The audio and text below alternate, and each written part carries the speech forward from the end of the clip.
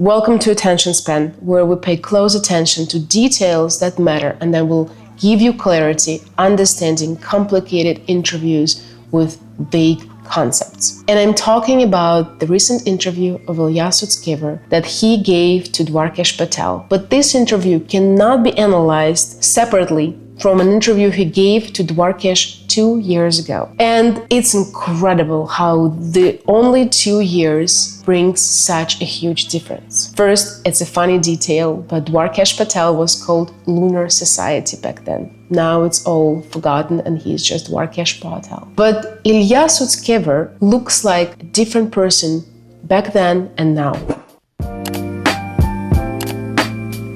Back then in 2023, he was a chief scientist of OpenAI and he sounded like a man who knows the future. His answers about limits of AI was absolute. In 2015, my thinking was a lot more, I just don't want to bet against deep learning. I want to make the biggest possible bet on deep learning.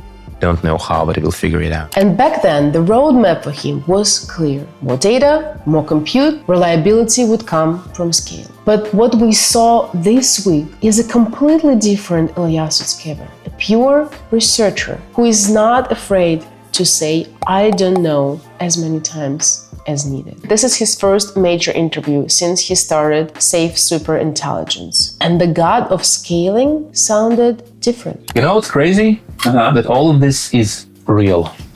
Yeah, meaning what? Don't you think so?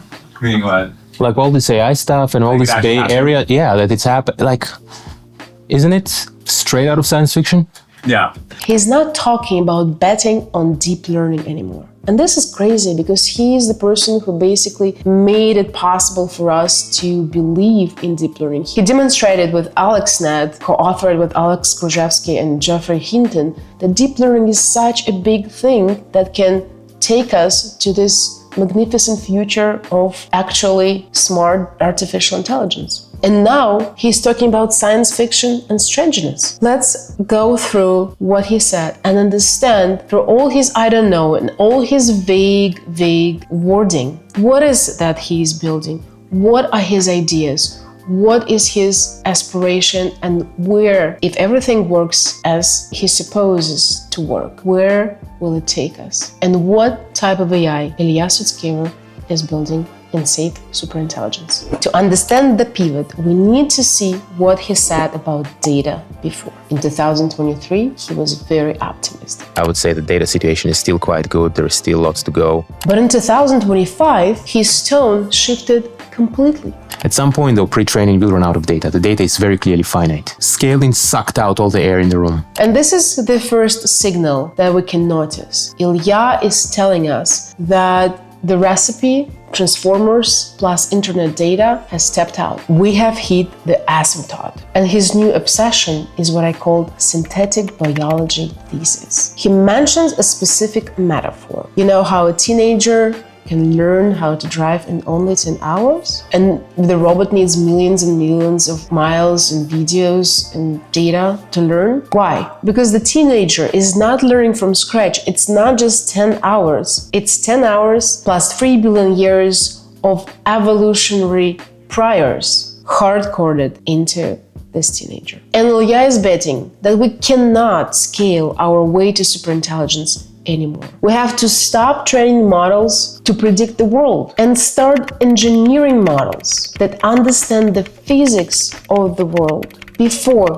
they read a single token. And that's very much aligned with what Jan LeCun says and Fei-Fei Li does in her world maps. Physics of the world before and without understanding the physics of the world, we will not get to a really smart and clever and maybe even sentient artificial intelligence, though I still have doubt that we can get to sentient AI. And this leads to the most controversial part of this recent interview: emotions as engineering. Ilya tells a story about a patient with brain damage.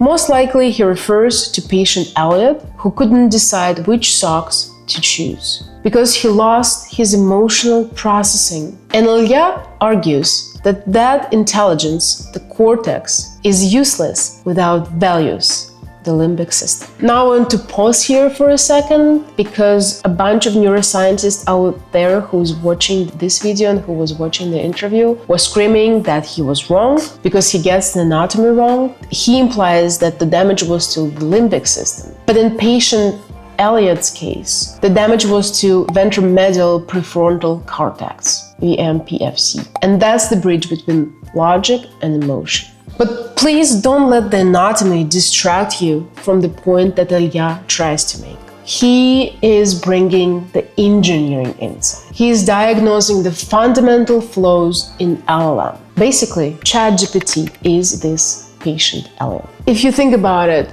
it has a massive cortex. It knows everything about socks, but it has no internal value function to tell which socks matter and how to make a decision about it. And if my analysis is correct, Ilya is not building another chatbot. What he is building is a digital limbic system. He wants to replace refusal, where the model is trained to say, I can't do that, with consciousness, where the model feels a negative reward signal the bad ideas. What he's trying to do, he's trying to hard code in silicon what evolution hard coded in our DNA. And that's why he talks about people who would want to augment the cell with AI. This is part of this synthetic biology. This is part of this digital limbic system. Because if he hacks, if he engineers into this area, if he hard code this into the model, then the model will be much closer to who we are as humans. And then it will be much easier to merge AI and human.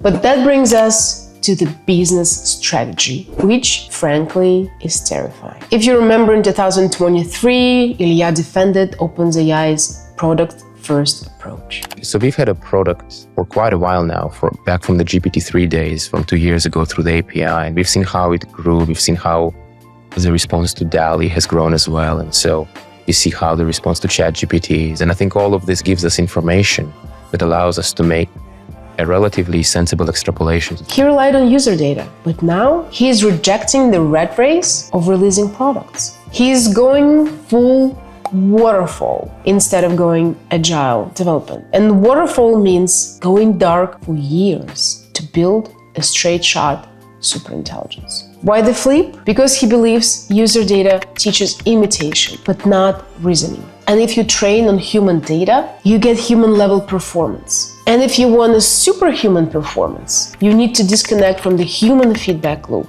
and create a self-play loop, the way they did with AlphaGo. And this is why this business strategy is terrifying, because the investors are betting over $3 billion that Ilya's research taste is better than the collective data of the entire internet. And he might be wrong, and he might be right. The trend is certainly going towards the understanding of physics of the world. But what he wants is that he wants to hard code it in the model's DNA, like it is hard coded in us. He wants to compress somehow this 3 billion years of evolution, $1 per each year, and hard code it into a model. So how does the future look like if Ilya Sutskever is right? We are certainly heading toward a split. On one side, there will be very useful chatbots like OpenAI and Anthropic, and Ilya thinks that at some point they probably will need to merge and do something together. And these chatbots will be trained as they are on user data. On the other side, the reasoning kernels will be the thing, and that's what Safe Superintelligence team, SSI, is building. This wouldn't be the bots to chat with, but reasoning kernels will be expansive, silent engines that will work for hours, maybe longer, using search